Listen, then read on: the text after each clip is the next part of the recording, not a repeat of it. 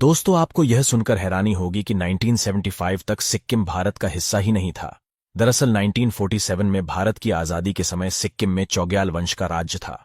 वल्लभ भाई पटेल चाहते थे कि सिक्किम को उसी समय भारत का हिस्सा बना लिया जाए, लेकिन जवाहरलाल नेहरू को लगता था कि इस फैसले से चाइना गुस्सा हो जाएगा।